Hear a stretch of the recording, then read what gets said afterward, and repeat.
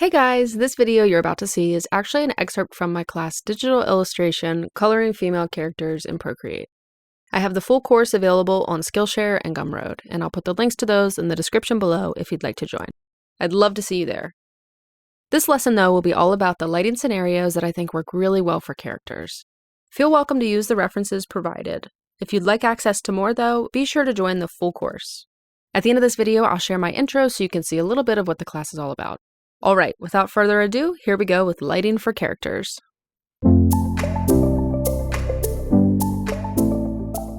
Before we move on with our painting, I'd like to go over some lighting scenarios that work really well for character art. Here are the 5 lighting scenarios that I think work great for characters. So first, just basic diffused overhead lighting. In the images and diffused lighting that I shot for this class, the doll is getting diffused light from an open window in my room. The light is somewhere between overhead and frontal. Diffuse lighting scenarios can also happen outside on a cloudy day, with the diffused light coming from the clouds above. This type of lighting results in a softened edge quality of the shadow shapes. So let's take a closer look at those examples. Here under the chin, you'll get a soft shadow shape. As you can see, the edge quality is not as defined as I'm drawing here, it's softer. But this is the general shape you'll get in a diffused overhead lighting scenario.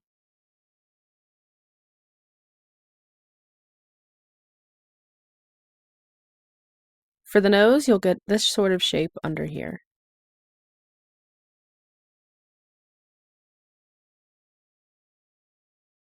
And then in the eyes, you'll get some soft shadows in the sockets. Nothing too harsh or defined, though.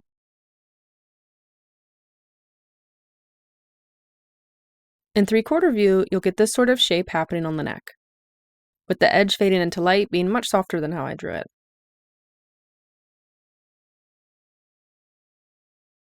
The nose again will get a soft shadow shape like this.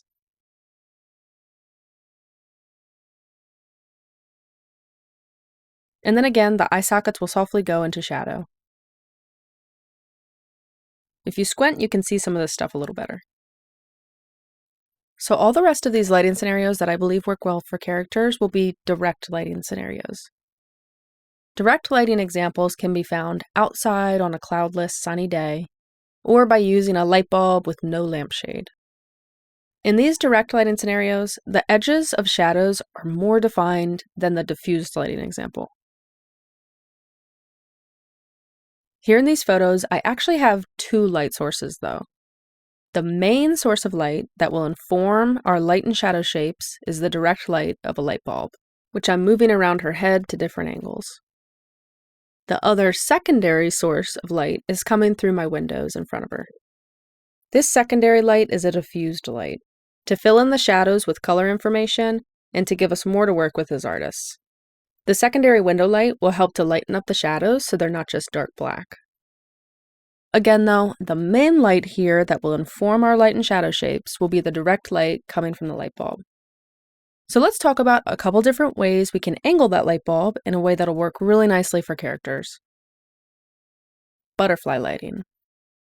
This is when that main light source is above and slightly forward from the subject.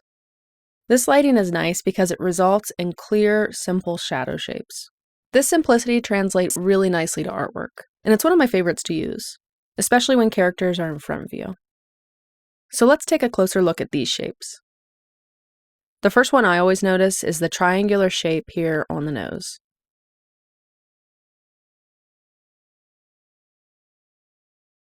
Then on the neck, you'll get a shape like this. And you can see how with direct lighting, the edge quality of the shadows is much crisper.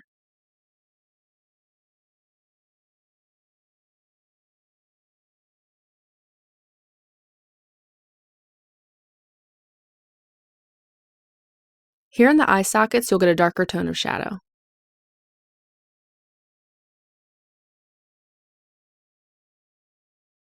And then also here on the cheek structure, you'll see some form shadow. As a personal artistic choice, I definitely like to keep this value change more subtle than it is here. Then under the bottom lip, you'll also get a cast shadow. And then the top lip will also typically be drawn darker in value.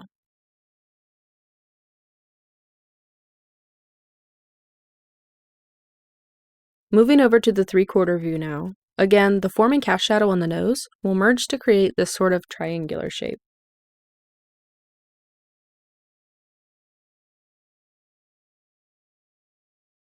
On the neck, we'll get a shape like this.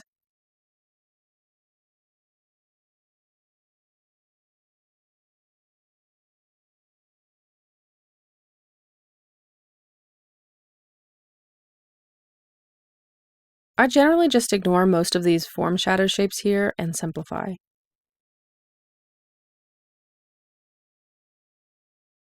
Here in the eye sockets, you'll get some soft shadows.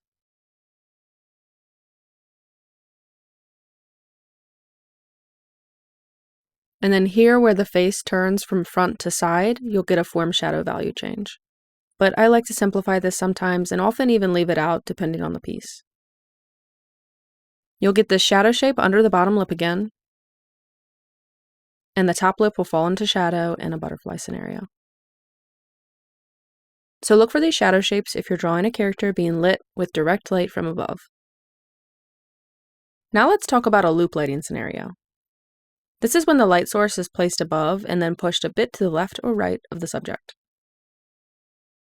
I find loop lighting actually works best for characters who are posed in a 3/4 view, so when the head isn't in a straight-on view. If a character was straight on, I would likely choose a different scenario. But that really comes down to personal preference, so experiment.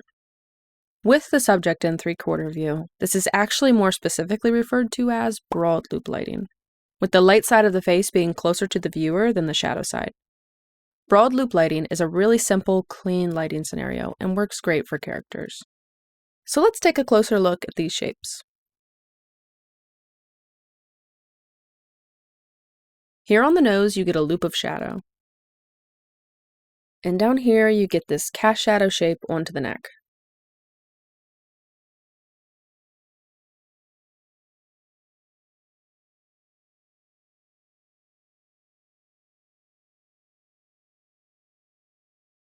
You'll also get a cast shadow from the lip here, turning into a form shadow of the chin. Again, the eye sockets will go a little deeper into shadow. And something really quick I just want to mention here. On my characters, I find I tend to leave out that shadow shape that defines the nose bridge. I just like the look of that better and the simplicity it brings my style. And that's just a completely personal decision that you can make as an artist. So taking a look at 3/4 view now, let's take a look at some of these shapes. And this is where I think this lighting scenario really shines. So here we have that curved loop of shadow. And here we have this cast shadow from the lip that connects to the form shadow of the chin. And then we have this sort of triangular shadow shape on the neck here.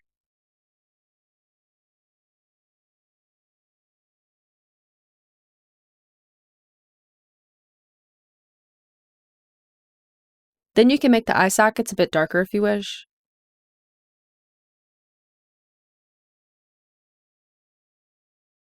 And then, like I mentioned, I tend to avoid defining the nose bridge here.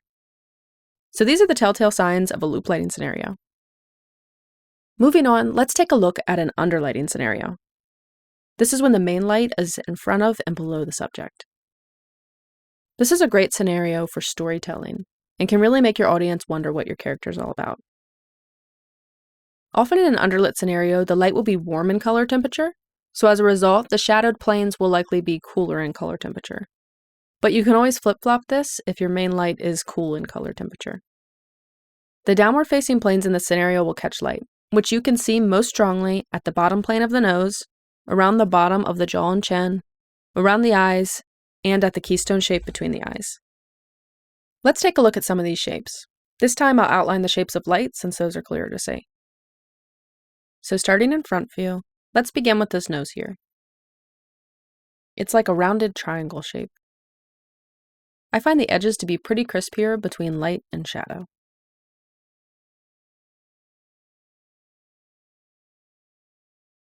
And then here the light hits this keystone shape. Or you could think of it as a sort of trapezoid.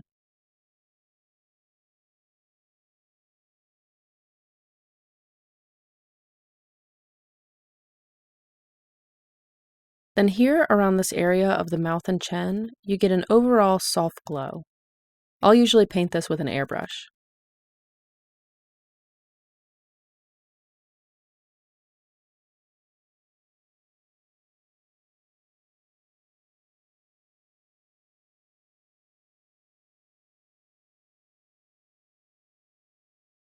And then the same sort of thing happens here on the forehead.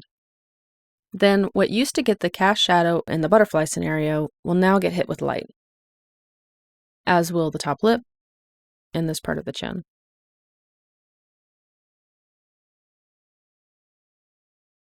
And the neck will get some light here as well.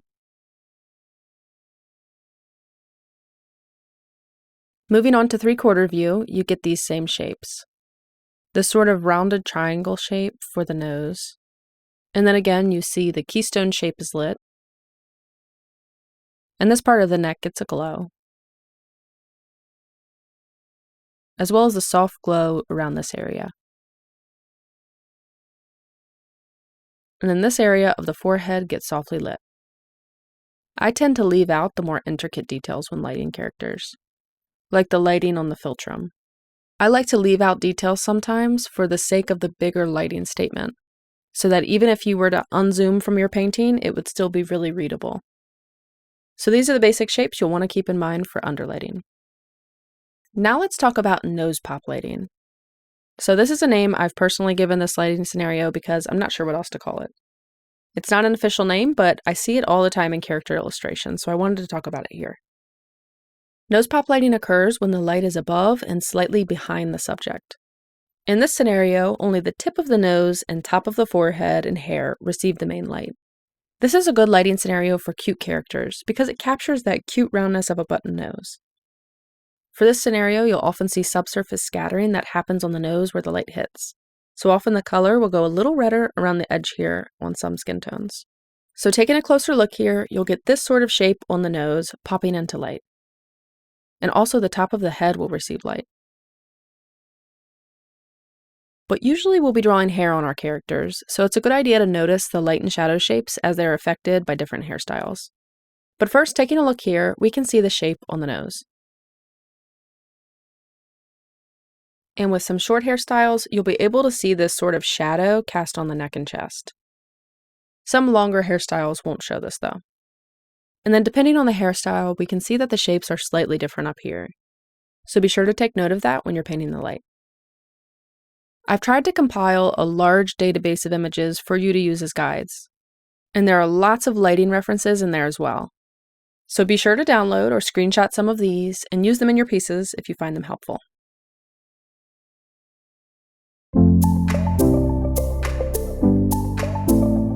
Hi, I'm Gabrielle Brickey, and today in class we'll be painting female characters in Procreate. Sketching characters is such a fun and enjoyable creative activity, and adding the element of color into the mix takes it to a whole new level. Using the iPad Pro and the Apple Pencil, I'll share my process for sketching characters and show you how you can cleanly apply base colors. Then we'll walk through different ways you can easily manipulate those base colors into endless combinations, creating gorgeous, harmonious color palettes. After that, we'll talk about the 5 lighting scenarios that work great for character illustrations, and how you can refine your painting with background elements and textures. This class is packed with extra resources. You'll get access to the Procreate brushes I love to use for characters, over 500 doll reference photos, lighting photo and video references, and paper textures. I've created character art for advertisements, books, and just for fun. With the skills gained from this class, you'll be able to create colorful character designs for freelance work or simply for your personal enjoyment. I'd love to see you in class, so grab your iPad and let's get started.